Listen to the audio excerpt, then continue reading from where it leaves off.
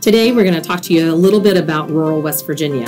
To give you an idea of West Virginia, we have the third largest rural population in the United States and have just about 1.7 million people in the entire state. For comparison, the city of Philadelphia has about 1.6 million. Our largest city is just about 50,000. When we look at our rural regions, it's important to do so realistically, but also seeing beyond the stereotypes. Each rural area is unique. Experts in rural health have likened the similarities to fingerprints. When you've seen one rural area, you've only seen one. There are a host of challenges rural communities face in terms of health and well-being, and West Virginia is no different. Access to primary care continues to be an issue, with people at times having to travel over an hour to a doctor's office. Access to specialty care, such as prenatal visits, are limited to the larger cities where travel times are even longer. Rural areas do not have public transportation, and they are filled with two-lane roads that do not have sidewalks for walking, biking, or exercise.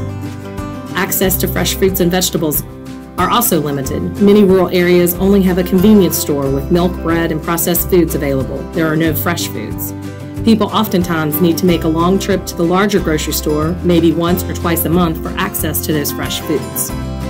Access to reliable cell phone service is an issue with our topography, and broadband access is limited for many residents, regardless of where you live. 2 years ago, we received a community grant to start health impact work in West Virginia. This Building a Healthier West Virginia project focused on hypertension through clinical work with Target BP, Check Change Control, and Simple Cooking with Heart cooking lessons. This project was so important because West Virginia leads the country in the prevalence of overall heart disease and with the number of adults with hypertension. We are also at the top when it comes to obesity, diabetes, adult smoking rates, and other health issues. The Simple Cooking with Heart programming provided over 850 heart-healthy cooking lessons in communities. We have also had several health clinics join Target BP and start making clinical practice changes in their offices, including starting home blood pressure monitor programs funded by the grant.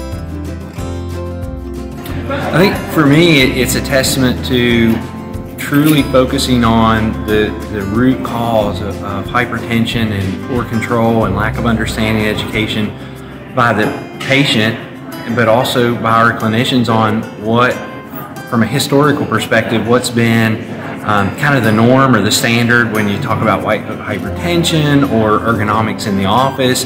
We kind of have done things always the way that they have been. Being a lifelong resident, having parents, other family members who live in this region, and understanding that it is very much so a health crisis in the state, especially since it's been not well managed in the past, whether it's on the patient end, the provider end, but bringing that attention is what's so important to me, that there is recognition, and there's also power in the name recognition of the American Heart Association. It creates a change in culture, which is what's so important to us, is that we start to change the environment and we change the culture so that this problem not only becomes managed in one person, but it gets managed in a family and next in a generation, and then it becomes a problem that maybe another area of the country has, where that we're not ranked the lowest, or that globally all areas of the country improve and this problem is eradicated. The health and well-being of Appalachia and the residents of rural areas are critically important to our mission, to be a relentless force for a world of longer, healthier lives. The American Heart Association is all in to work alongside community members and organizations to remove the real barriers of health affecting all of our neighbors. I urge you to become informed. Learn the rural areas of your markets and your state. Learn about the people in our rural communities and the health disparities they face. And know that it's critically important from a health equity standpoint that we ensure our zip code, whether rural or urban, isn't the greatest predictor of how long or how well we'll live.